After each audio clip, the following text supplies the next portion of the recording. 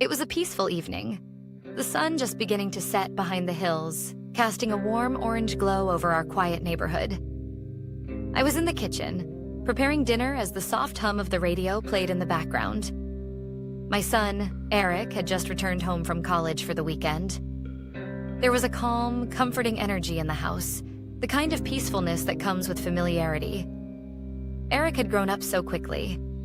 It felt like just yesterday he was a boy, following me around the house, asking endless questions about life. Now, at 21, he was no longer the little boy I remembered, but a young man. Strong, confident, and at times unknowingly distant. The dynamic between us had shifted as he matured, and it was something I was still getting used to. Dinner was ready, and I called him from the living room. As we sat down at the table, I noticed the way he looked at me. Different, intense in a way that made me pause. I brushed it off at first, thinking it was my imagination. We talked about his classes, his friends, and how much he missed home. But the way he spoke, the way his eyes lingered on mine longer than usual, made me feel something I couldn't quite put into words.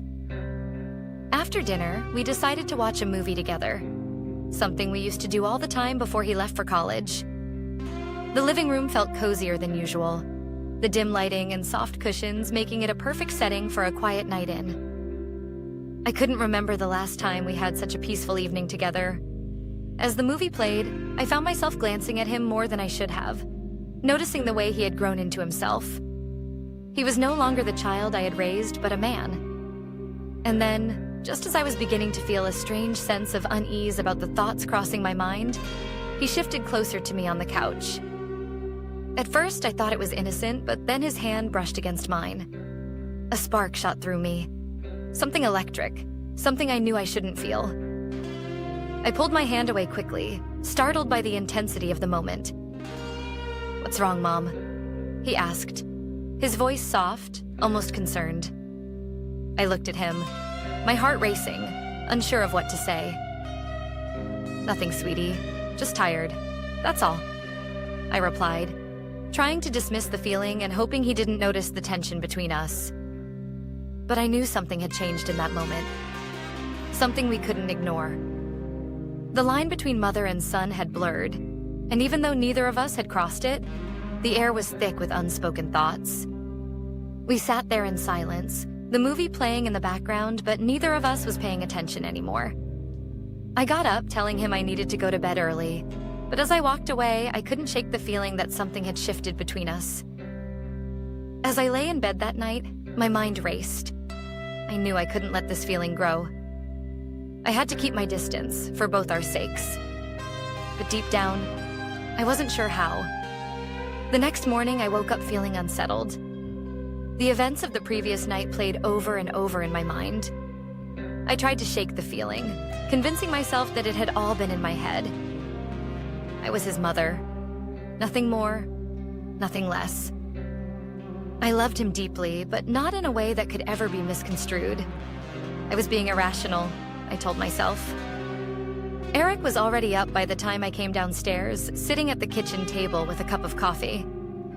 He greeted me with a smile as if nothing had happened. Maybe it really had been nothing, just an odd moment that only I had noticed.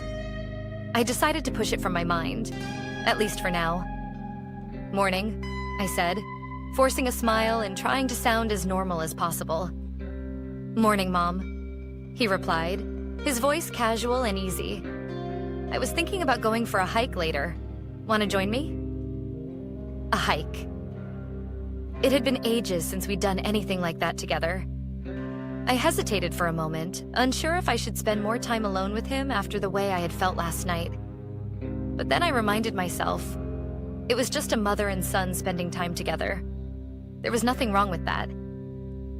"Sure," I said. "It sounds nice." Later that afternoon, we drove to a nearby trail, a place we had gone many times when he was younger.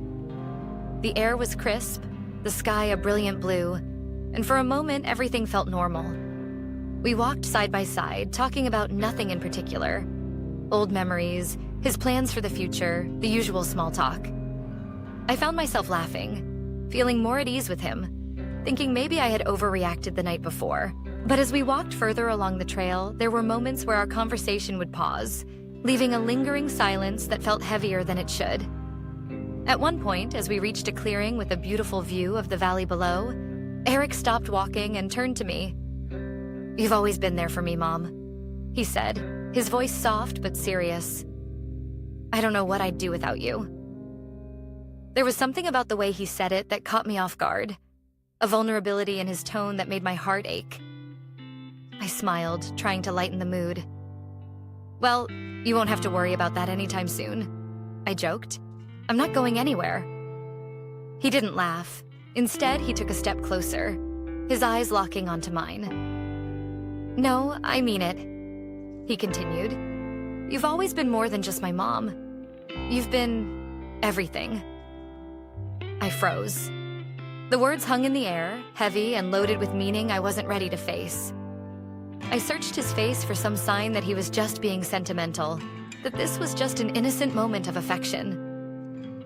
But there was something in his eyes, something that made my heart race again, just like the night before. "Eric," I said, my voice barely above a whisper. "You know how much I love you, right?" "Of course," he replied, stepping even closer. "I love you too, more than you realize." My pulse quickened. This wasn't how a mother and son were supposed to talk, to look at each other. My mind screamed at me to step back, to put some distance between us, but my body felt frozen in place. "I think we should head back," I said, my voice shaky. "It's getting late." But before I could turn away, he reached out and gently took my hand. The touch was innocent enough, but the way he held on, the way his thumb slowly brushed against my skin, made my stomach twist in a way I couldn't ignore. "Mom," he said softly, his voice filled with something I couldn't quite name. I don't know how to say this, but I've been feeling something I shouldn't. And I think you've felt it too." Panic surged through me. I pulled my hand away, taking a step back, my heart pounding in my chest. "Eric, stop," I said, my voice trembling. "You don't mean that. You're confused." He looked at me, his expression a mix of confusion and hurt. "I'm not confused, Mom. I know how I feel." "No," I said, shaking my head. "This isn't right. You're my son. We can't—" I couldn't even finish the sentence. The words felt too dangerous, too heavy to speak out loud. Eric took a deep breath, his face clouded with emotion. I know it's not right, but I can't help how I feel. And I don't think you can either." Tears welled up in my eyes as I struggled to keep my composure. This wasn't happening. This couldn't be happening. I had to stop this before it went any further, before we crossed a line we could never uncross. "I'm your mother," I said, my voice breaking. "And I love you. But not like that. We can't." The words hung between us, thick and suffocating. I could see the pain in his eyes, the way his shoulders slumped in defeat. He nodded slowly, looking down at the ground as if ashamed. "I'm sorry," he whispered. "I didn't mean to. I didn't want to make you uncomfortable." I swallowed hard, trying to push down the overwhelming mix of emotions swirling inside me. "It's okay," I said softly, though I wasn't sure if it really was. "Let's just go home." The drive home was suffocatingly quiet. Eric didn't say a word, and neither did I. The weight of what had been said on the trail hung heavily between us, making every passing second feel agonizingly long. I kept my eyes on the road, my mind racing as I tried to process what had just happened. I couldn't believe the words that had come out of his mouth, the feelings he had confessed. It was as though everything I thought I knew about our relationship had been flipped upside down. When we finally pulled into the driveway, Eric muttered something about going to his room. I didn't stop him. As he disappeared up the stairs, I collapsed onto the couch, my body trembling with the emotions I had been holding back since that moment on the trail. I didn't know how to make sense of any of it. He was my son, my baby boy, But he wasn't a boy anymore. And it was becoming terrifyingly clear that our relationship had taken on a complexity that neither of us had expected. I wanted to believe that his feelings were just a phase, something fleeting that would pass with time. But the way he had looked at me, the way his hand had lingered on mine, told me otherwise. A part of me felt guilty, like maybe I had done something wrong.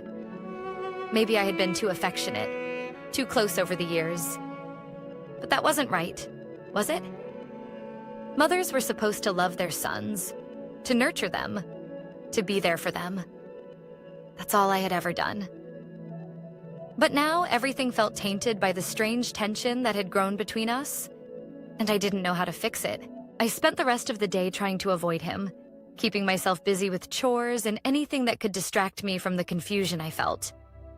By the time evening came, I was emotionally drained. I didn't want to confront what had happened, but I knew I couldn't avoid it forever. Eric and I couldn't go on like this, pretending everything was fine when it so clearly wasn't. That night, after I had spent hours tossing and turning in bed, I heard a knock on my door. My heart sank. I knew it was him. "Mom, can I come in?" Eric's voice was soft, almost hesitant. I hesitated, my mind screaming at me to say no, to create some distance between us. But I knew I couldn't keep avoiding him. I had to face this, no matter how uncomfortable it made me. "Come in," I said quietly, sitting up in bed and pulling the covers up around me as if they could somehow shield me from the emotional storm that was about to unfold. Eric stepped inside, looking as conflicted and unsure as I felt. He stood at the edge of the room for a moment, not quite knowing what to do with himself. After a few seconds, he sat down on the edge of the bed, but kept his distance. "I'm sorry," he said, his voice heavy with regret. "I shouldn't have said what I said earlier. I don't know what came over me." I nodded slowly, trying to find the right words. "I know this is confusing," I said. "But what happened earlier, that can't happen again, Eric. We have to be careful. This isn't how things are supposed to be." "I know," he whispered, his eyes downcast. "But it's so hard, Mom. I don't know why I feel like this. I've tried to push it away, but it just keeps coming back." His words struck something deep within me. I felt an overwhelming sense of sadness for him. For both of us, really. This wasn't a situation I had ever imagined myself being in. But there we were, trapped in a web of emotions that neither of us knew how to untangle. "I'm your mother," I said again, my voice gentle but firm. "That's all I can ever be. You know that, right?" He looked at me, his eyes filled with pain, but he nodded. "I know," he said. I don't want to lose you." "You're not going to lose me," I assured him. "But we have to set boundaries, Eric. This is dangerous territory." For a moment, there was silence between us. The tension from earlier in the day still lingered, but there was also an unspoken understanding that things couldn't continue the way they were. We both knew it, even if neither of us wanted to fully acknowledge it. "Maybe it's best if you go back to school tomorrow," I suggested gently. "I think we both need some space to clear our heads." Eric nodded slowly, though I could see the sadness in his eyes. "Yeah," he said quietly. "Maybe you're right." The next morning, I watched as he packed his things, the air between us thick with unresolved emotions. I wanted to hug him, to tell him that everything would be okay, but I couldn't bring myself to do it. Not after everything that had happened. When he finally left, the house felt emptier than it had in years. I sat on the couch, staring out the window, trying to process everything. I knew we had both made the right choice by putting some distance between us, but that didn't make it any easier. The relationship between a mother and son was supposed to be simple, pure. But ours had become something far more complicated, something that neither of us knew how to handle. As the days passed, I tried to settle back into my routine, but it wasn't the same. The house felt too quiet without Eric, and I found myself thinking about him more than I should have. I wanted to believe that the distance would help, that it would give us both the space we needed to sort out our feelings. But deep down, I knew that things would never go back to the way they were before. Something had shifted between us, something we couldn't undo, and I wasn't sure what the future held for us anymore. Thanks for joining me on this wild ride. If you loved this story, make sure to give the video a thumbs up and subscribe for more shocking tales of family drama and Reddit gold. Want to hear another crazy story? Click the video right here. Until next time, stay curious.